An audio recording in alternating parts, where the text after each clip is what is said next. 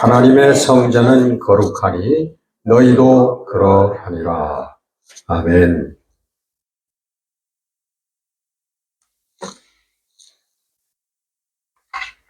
우리 교회에서뿐만 아니라 우리 다른 신앙 체계에서도 이 거룩이라고 하는 단어가 많이 나옵니다. 우리 성경에서는 구약 성경에서부터 하나님만을 향하여 거룩이라고 하는 단어를 썼습니다. 사람들을 향해서는 거룩이라고 칭하지를 않았어요. 뭐 아주 권세가 높은 왕이든지 또 제사장이든지 뭐 선지자라든지 그 누구에도 거룩하다고 하는 그런 호칭을 붙이지 않았는데 오직 하나님만을 향하여 거룩하다, 거룩하다, 거룩하다 3번씩이나 그렇게 거룩을 강조하는 구절이 몇 군데서 나옵니다. 우리가 또 신앙생활하면서 거룩이라고 하는 단어를 많이 접하게 되는데, 듣게 되는데, 근데 이 거룩이 무엇인가 하고 설명을 해보라고 하면 쉽지 않아요. 우리가 대충 그 개념은 알고 있는데 설명하기는 쉽지 않단 말이에요. 거룩이 무엇이냐? 옛날에는 그 제사장들이 제사 에봇이라고 하는 제사장 옷을 입었어요. 지금도 그것을 본받아가지고 목사님들이 그 설교할 때 강대상 위에서 이렇게 뭐 가운 같은 걸 입잖아요. 그게 옛날 구약 시대에 제사장들의 에봇을 흉내내서 입는 거예요. 그 구약 성경에 보면 그 에봇을 뭐 이렇게 해라, 뭘 달아라, 뭐 그 길이는 어떻게 해라, 뭐 복잡합니다. 그래서 그걸 입은 사람들은 일반 사람들하고 이렇게 구분이 돼가지고 뭐 칭하지는 않지만 우리하고는 다른 거룩한 사람이다. 그런 그 개념을 갖고 있었습니다. 지금도 그런 그 복장들을 신부나 목사들이 그런 그 우리하고는 다른 그런 복장을 하는데 그런 여러분 복장을 입었다고 해서 그게 거룩하다고 얘기할 수 있나요? 그게 거룩한 것은 아니죠. 또 여러분들 그 저와 다른 목사님들 많이 접해봤는지 모르겠습니다만은 아주 복장도 그렇고 말투도 아주 천천히 또 묵직한 목소리로 또 어떤 때는 성경을 가슴에다 끼고 천천히 걷기도 하시고 하는 그런 분들을 또 만나서 그 관계를 맺어 보신 적이 있는지 모르겠어요. 근데 그렇다고 해서 그분이 거룩하다고 할 수 있나요? 그렇진 않아요. 그러면 여러분 교회에서 또 능력을 또 많이 강조합니다. 이 은사적인 측면으로 어떤 사람이 방언도 하고 또 그리고 기도하다가 예언도 받고 그리고 심지어는 병든 사람에게 손을 얹어서 기도하니까 그 사람이 낫고 이런 능력을 그런 행하는 분들이 있어요. 근데 그렇다고 해서 그분이 거룩한 분인가요? 꼭 아니라고도 못하지만 이퀄 관계가 성립이 되는 건 아니라 아닐 수도 있다. 얼마든지 거룩한 사람이 아닐 수도 있다. 그런 얘기. 그러면 거룩이라고 하는 게 뭔가? 구약 성경에서부터 우리 한번 살펴보면 간단하게 말씀드립니다. 그 거룩이라고 하는 단어는 히브리어로 카데시라고 하는 그런 단어입니다. 이 카도시라고 하는 이 단어는 구분되어지다, 분리되어지다 하는 그런 뜻을 가지고 있는 단어예요. 근데 이 단어가 어디에서 온 거냐 하면 휘장이라고 하는 단어, 휘장이라고 하는 단어에서 유래한 것이라고 그래요. 휘장은 무엇을 의미하느냐? 이스라엘 백성들이 광야에서 지었던 성막, 그 성막에는 막혀있는, 아무나 들어갈 수 없는, 이스라엘 백성이 다 들어가지만 그러나 제사장 이외에는 들어갈 수 없는 그런 지성소라고 하는 부분이 있습니다. 거기에는 들어가는 우리 모든 사람들이 들어갈 수 있는, 제사 드리러 들어가는 데는 마당, 그 다음에 성막으로 들어가는데 들어가서 끝쪽으로 하나님의 언약궤가 있어요. 그 언약궤를 사람들은 보지 못하는데 제사장만 들어가서 1년에 한 번 대속죄일 날 들어가서 대제사장이 들어가가지고 백성들을 대신해서 속죄를 했다고 합니다. 근데 거기에는 이렇게 휘장이 쫙 가로막혀 있어가지고 아무도 그 안을 들여다볼 수가 없어요. 근데 그 휘장이라고 하는 단어에서부터 이 거룩하다고 하는 카데시라고 하는 단어가 나왔다는 거예요. 그러면 카데시가 무슨 뜻이라고요? 구분, 분리되어졌다, 구별되어졌다, 이런 뜻을 가지고 있다는 거예요. 그러니까 하나님의 거룩하신 하나님과 죄 많은 우리 죄를 먹고 마시고 사는 우리 인생들하고 구분이 되어졌다. 그런 뜻일 수 있단 말이죠. 그래서 구약 성경은 여러분 쭉 보시면은 다 이 분리되어 있는, 구분되어져 있는 하나님과 우리 인생들이 만날 수 없어요. 만나면 죽습니다. 어떤 인생이든지. 왜냐하면 죄 없는 인생은 없기 때문에 하나님은 죄를 보시면은 멸하신단 말이에요. 그리고 제사장과 일반 백성들이 또 구분이 되어져 있어요. 또 하나님의 백성인 유대 백성과 일반 이방 백성들하고 구분이 되어져 있어요. 이 모든 분리와 구분의 역사거든요. 근데 그것이 전통이 돼가지고 신약시대에 들어와서도 여러분 유대교에 바리새파라고 하는 사람들이 있었잖아요.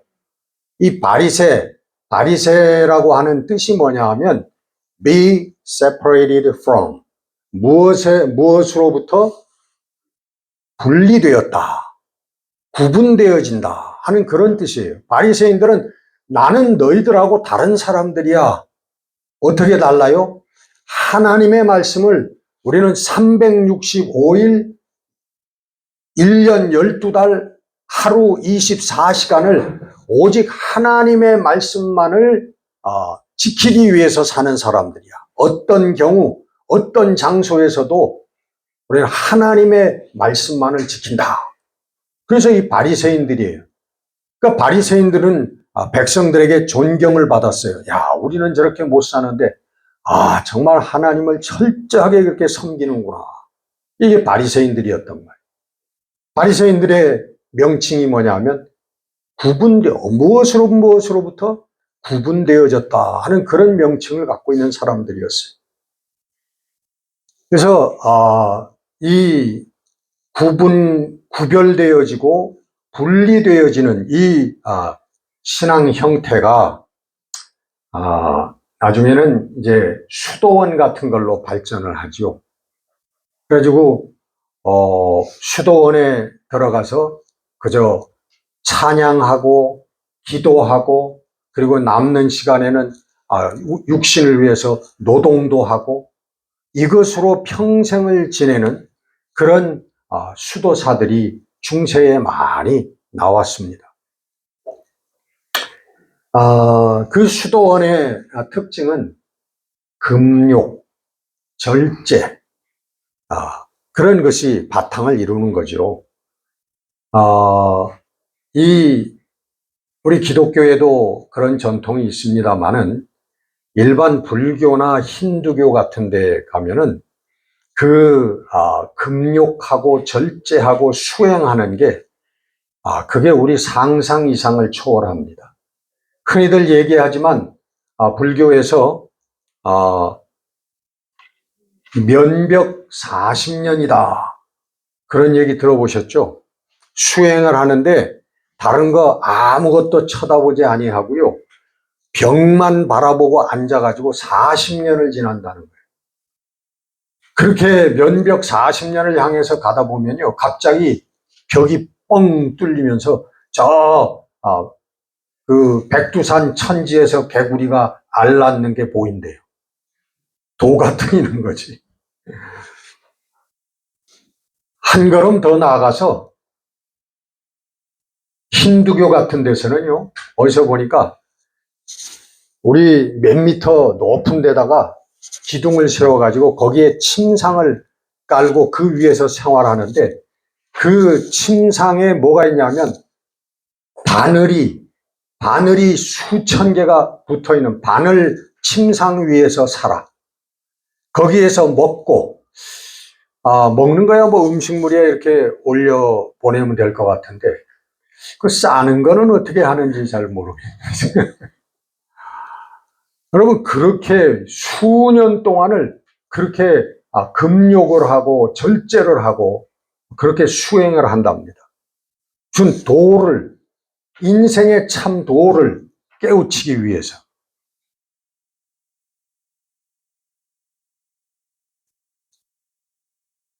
그렇다고 그것이 거룩한 것이라고 얘기할 수 없는데, 오늘 성경 본문은 우리들을 향해서 정말 그렇게 금욕하고 고행하고 수행하는 사람들하고는 갖다가 비교조차 할 수 없는 세속적인 우리들을 향해서 너희도 그러하니라. 어떡하다고? 거룩하니라 하고 말씀하고 있는 거예요. 우리 보고 하나님의 성전이 거룩하니 하나님의 성전된 너희도 거룩한 것이다. 우리를 보고 하나님이 거룩하다 그렇게 칭을 하신단 말이에요. 여러분, 나는 거룩합니다 하고 여기 자신 있게 손들 사람 있어요? 아마 힘들 거요. 뭐가 거룩하겠어요? 오늘도 차를 몰고 오면서 앞 사람이 새치기를 하면은 그냥 입에서 뭐가 나오려고 막 그러고, 와이프가 뭐라고 한마디 하면 그냥 또 열이 이렇게 쳐받아 올라오고, 요만큼도 못 참고, 뭐 그런 내가 무슨 거룩하다는 거예요. 그런데 여러분, 우리 성경에 보면 우리 구원받은 하나님의 자녀들은 자신 있게 나는 거룩한 사람입니다 라고 대답을 해야 된다는 거예요. 이럴 때는 아멘 해도 괜찮아요. 아멘. 아멘. 여러분, 우리는 정말 우리가 구원받았으면요, 우리가 거듭났으면, 중생했으면 우리는 거룩한 사람들입니다. 왜지요? 왜 우리가 거룩한 사람들이에요? 첫째는 본문에 보면 우리는 하나님이 와 계시는 성전이기 때문에 우리는 거룩한 존재들이고, 두 번째는 하나님이 와 계시기 때문에 예수 그리스도의 거룩한 십자가 희생으로 우리의 모든 죄를 사함받은 사람들이기 때문에 거룩한 사람, 죄가 없는 사람을 거룩한 사람이라고 하는 거예요. 거룩하다. 아까도 말씀드렸지만 지성소로 들어가는 큰 휘장이 예수님께서 십자가 위에서 마지막 숨을 거두실 때, 다 이루었도다 하고 숨을 거두시는 그 순간에 멀리 떨어져 있던 예루살렘 성전의 그 지성소의 휘장이 맨 위에서부터 맨 아래까지 완전하게 쫙 찢어졌다는 거예요. 다시 말하면 뭐예요? 그 지성소가 완전히 오픈이 되어졌다는 거예요. 그래가지고 이제는 이스라엘 백성 누구든지 들어가서 보면 하나님의 언약궤도 바라볼 수 있는, 다시 말하면 거룩하신 하나님을 대면할 수 있는 그런 길이 열렸다는 거예요. 할렐루야. 그래서 그 사람들이 누구냐 하면 예수 그리스도의 희생으로 말미암아 하나님을 대면할 수 있게 되고 하나님을 아버지라고 부를 수 있게 된 사람들이 여러분과 저란 말이에요. 우리들이라고요. 우리들. 믿는 사람은 다 이런 사람들이에요.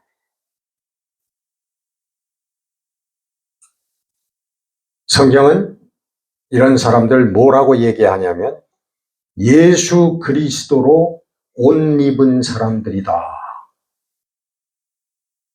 여러분, 여기 다 옷 입은 사람들이죠? 여러분, 이 홍 목사가 지금 옷을 입고 있어요? 안 입고 있어요? 여러분, 제 젖꼭지가 보입니까? 배꼽이 보입니까? 옷을 입고 있기 때문에 안 보이잖아요.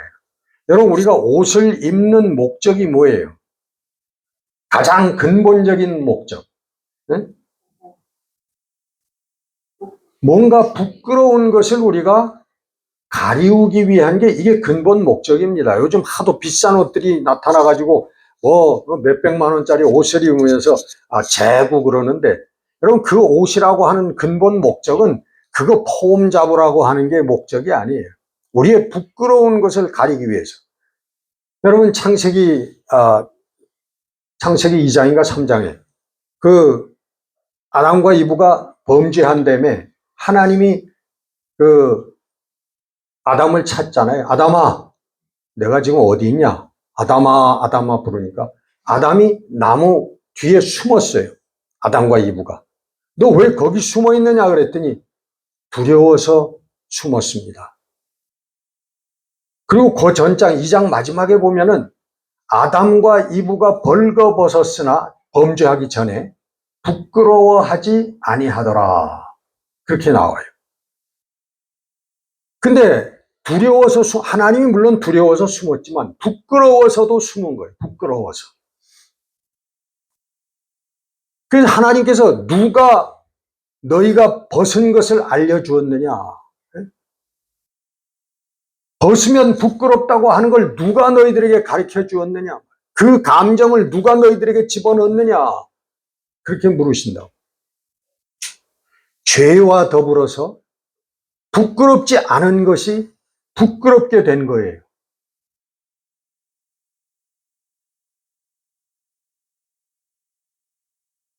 그래서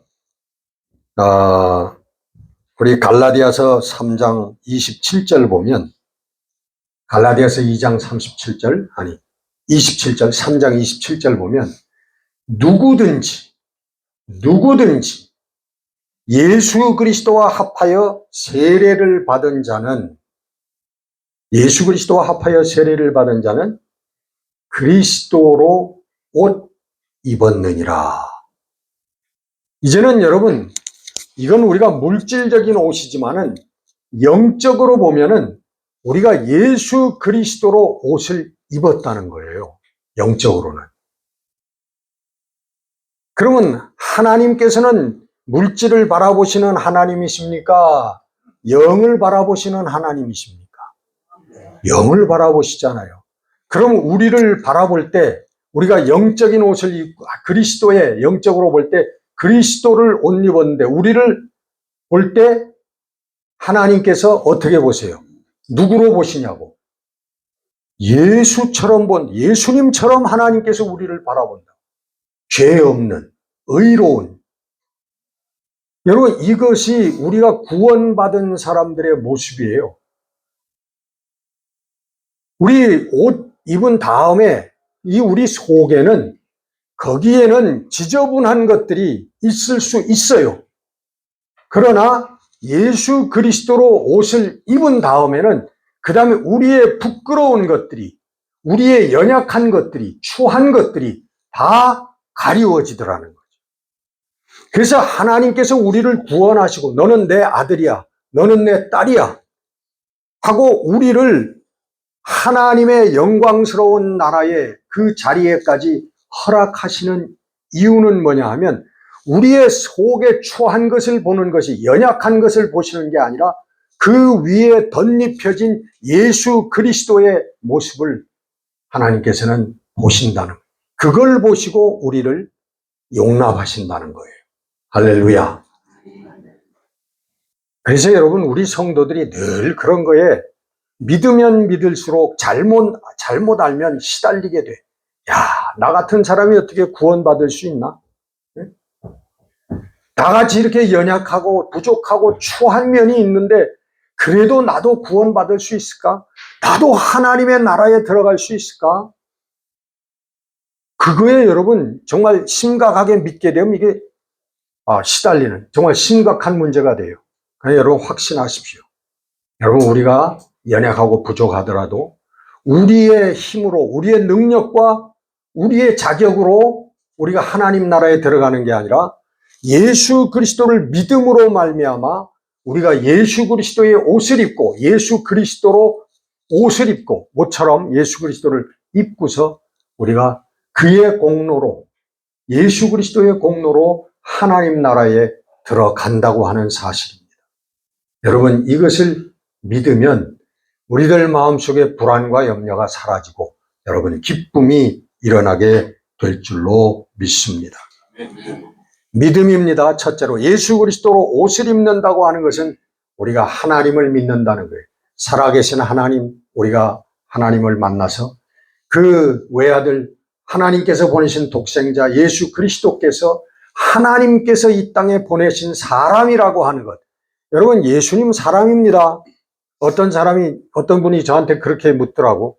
뭐 아주 의미심장하게. 예수님은 신입니까? 사람입니까? 아니, 성경 한 번도 안 봤어? 예수님은 당신을 뭐라고 그래? 인자라고 불렀어.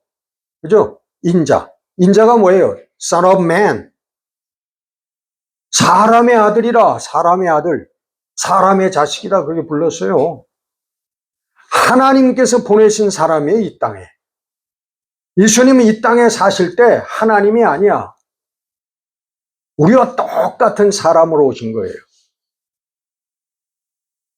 근데 그분이 믿음과 순종으로 말미암아 십자가 위에서 여러분 도망가지 아니하고 아담처럼 하나님의 명령을 어기지 아니하고 죽음까지, 죽는 순간까지 말씀에 순종했어요. 예수님도 고민하셨잖아요. 그 죽음을, 십자가를 앞에 두고, 십자가라고 하는 게 여러분 무지막지하게 힘든 그 사형 방법입니다. 너무너무 고통스러운 죽음이에요. 그래서 로마 시민들은 그 십자가형을 아무리 흉악한 죄인이라도 십자가형을 안 주었다고 합니다. 사도 바울은 마지막 순교할 때 십자가에 매달지 않고, 그는 로마 시민이었기 때문에 십자가형을 받지 않고 그냥 목베임을 당하고 죽었어요. 예수님은 그 어려운 십자가 죽음을 바라보시면서 겟세마네 동산에서 그렇게 기도하셨습니다. 아버지, 당신은 모든 것을 하실 수 있는 분이 아니십니까? 이 죽음의 잔, 이 잔이 나에게서 지나갈 수 있다면, 할 수 있다면 지나가게 해 주옵소서.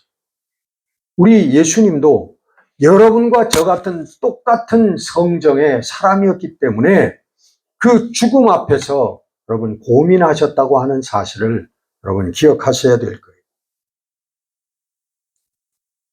그 예수님이 죽기까지 순종하는 그 피 흘림, 그것이 하나님께서 받으시는 단 한 번의 제사였단 말이에요. 이스라엘 백성들이 그 구약 시대에 10,000번, 100,000번, 100,000번 하나님께 제사를 드렸잖아요. 근데 예수님께서 단 한 번으로 그 모든 제사를 대신한 거예요. 그래서 이제는 예수님이 당신의 생명으로 하나님 앞에 죄를 속해달라고 하는 제사의 희생 제물이 되었기 때문에 우리는 제물을 바칠 필요가 없는 거예요. 요즘 여러분 헌금을 구약의 제물이라고 가르치는 사람이 있는데 잘못된 것입니다. 구약에 여러분 그 희생 제물이라면 헌금이 그러면 바칠 필요가 없어요. 헌금할 필요가 없어요. 예? 여러분 이건 아멘이죠? 좋잖아요? 여러분 오늘 여러분 교회에서 헌금이라고 하는 이유는 뭐냐 하면 교회를 유지하기 위해서 하는 거예요. 여러분 어떤 단체에 가더라도 회비단회잖아요. 뭐 일종의 그런 거라고 생각을 하셔야지 이게 하나님 앞에 나오는 제물이다. 제물은 예수님께서 우리를 위하여 당신의 목숨으로 하나님께 단번에 단 1회의 제사로 다 바치셨는데 뭘 또 바쳐요? 바칠 필요가 없어요. 여러분 구약하고 예수님 이후의 교회하고 여러분 구분점을 분명히 알아야 됩니다. 요즘에 자꾸만 교회도 성전이다 성전이다 하는데 성전은 뭐예요? 네? 우리 자신 믿는 사람들이 성전이에요.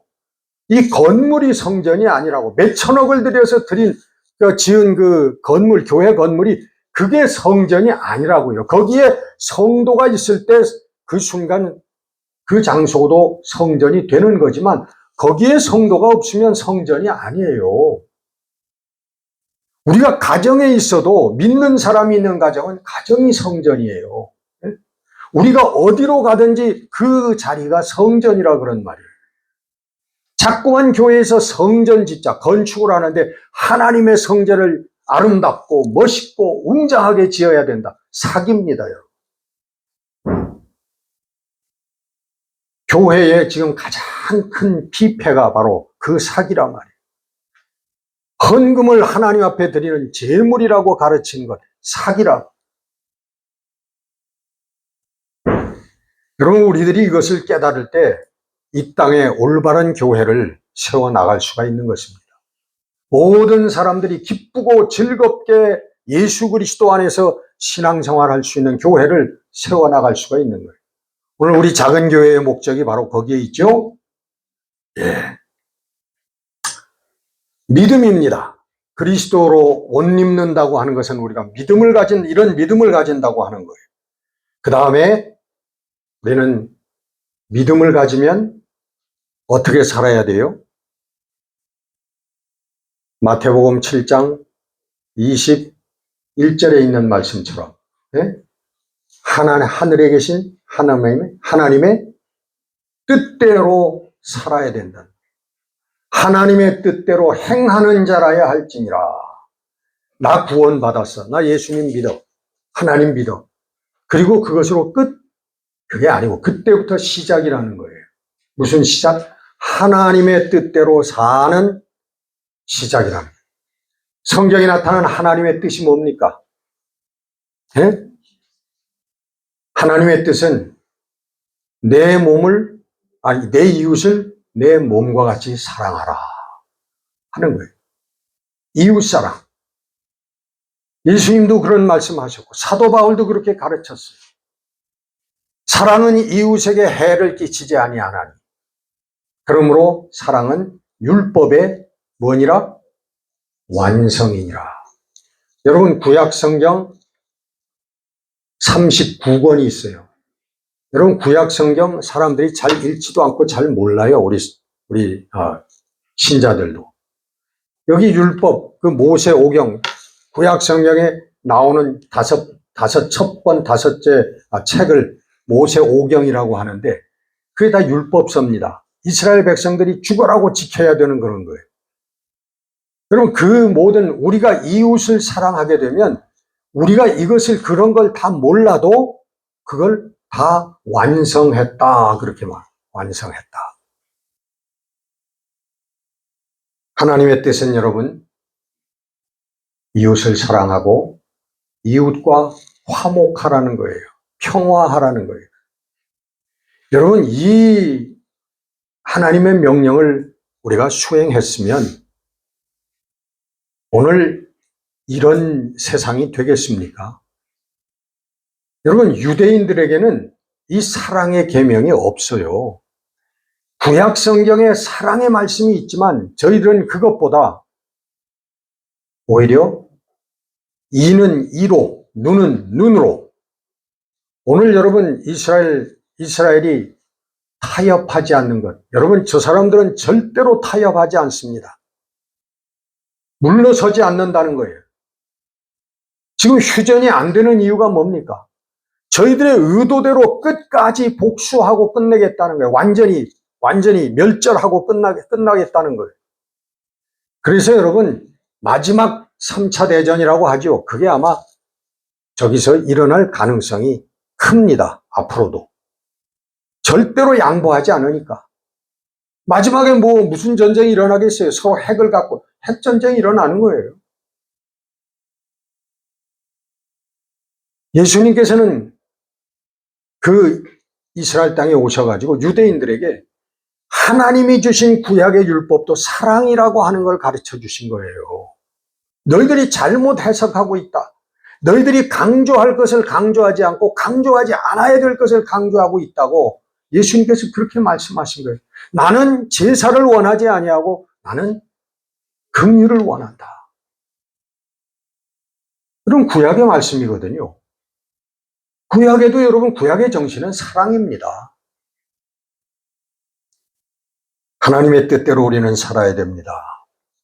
하나님은 우리들에게 의롭게 살라고 해요. 의는 죄를 범하지 말라는 거예요. 죄를 범하지 말라. 여러분, 우리가 살면서 어떻게 죄를 범하지 않을 수 있겠습니까? 죄를 범합니다. 그러면 또 회개하라는 거죠. 이렇게 살면 여러분, 우리에게 신앙생활이 정말 기쁨과 즐거움이 됩니다. 우리가 물질적으로 신앙생활하는데 물질적으로 짐을 짊어집니다. 교회 나오는데 뭘 해야 되고 물질적으로 뭘 해야 되고 이거 짐이잖아요. 네? 기쁘지가 않아요, 여러분. 이거 하나님이 원하시는 게 아닙니다. 하나님이 원하시는 게 아니에요. 또 시간을 뺏습니다. 무슨 전도 여행 가자, 길거리에 나가서 뭘 해라, 예? 또 새벽 기도 나와라, 수요 예배 나와라, 부흥회다, 산상기도회다. 여러분, 교회에서 하는 거 다 쫓아다니다면 여러분 직장 생활도 못 합니다. 사업도 못 해요. 여러분, 하나님이 원하시는 거 아닙니다. 그런 거 여러분 가끔 하시면 돼. 아주 안 하면 또 그렇지만, 네? 여러분, 하나님의 뜻대로 사는 삶은 고행과 금욕의 삶이 아니란 말이에요. 그것은 오히려 기쁘고 즐거운 삶이 되어야 돼요. 예수님께서 보여주신 삶은 어떤 삶이에요? 예수님은 여러분, 죄인들, 약자들, 죄인들은 누구예요? 세리 같은 사람이 죄인이에요. 물론 강도짓을 하고 살인을 하고 죄인이지만 약자는 누구예요? 어린이, 여자, 과부. 그 약자들이거든.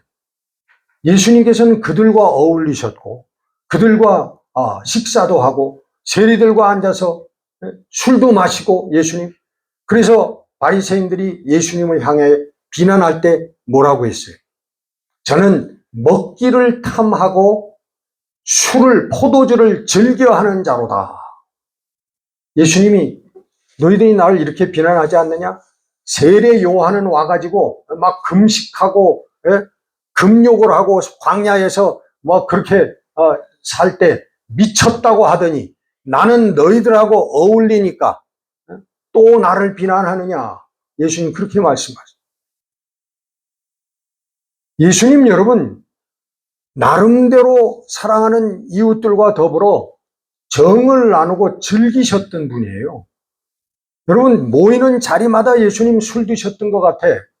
그래서 유대인들이 drunkard, 영어 성경에 보면 술고래라, 포도주를 탐하는 자다, 그렇게 했는데 술고래라고 유대인들이 비난을 했습니다.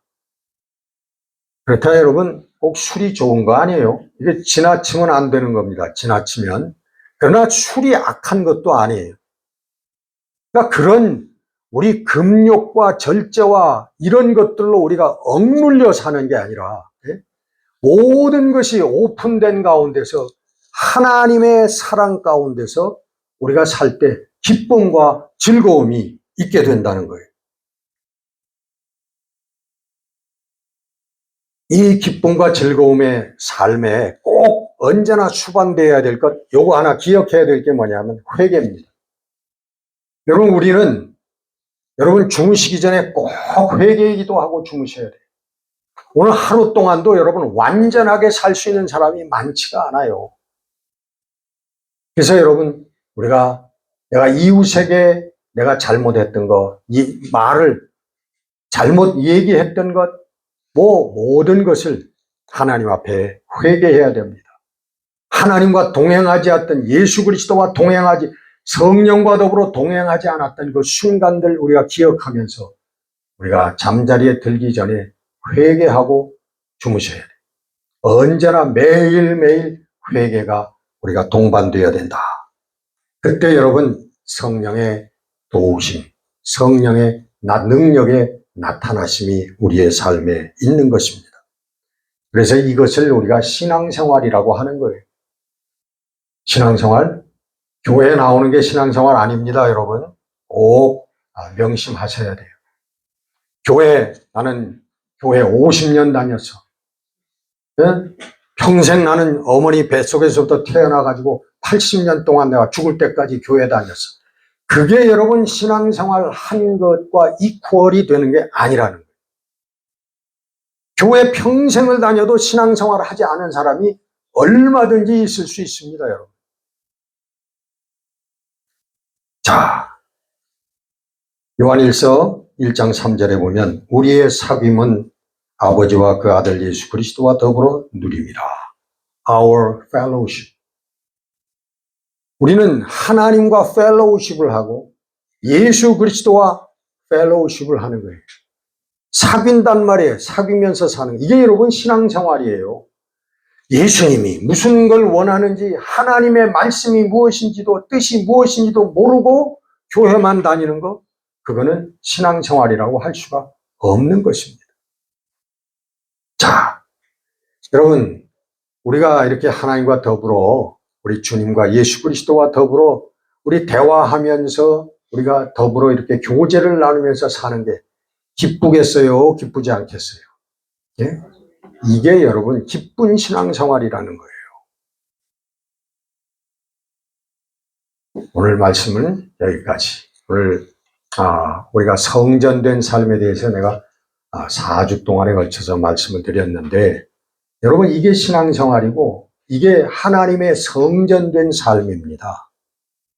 여러분 유별나고 특출한 게 아니에요. 막 기적을 일으키고 신비로운 체험을 하고 기적을 행하고 이래야만 성전된 삶, 신앙생활이 아니라 여러분 하나님과 그리고 예수 그리스도와 매일매일 동행하면서, 여러분 우리 예수님 꾸짖는 분이에요? 강제하시는 분이에요? 아니잖아요. 강제하는 분이 아니에요. 용서하시는 분이고 다시 붙들어 주시는 분이고 다시 일으켜 세워주시는 분이거든요. 얼마나 기뻐요, 여러분. 우리가 잘못해도 주님 죄송해요. 제가 아직도 연약해서 또 넘어졌네요.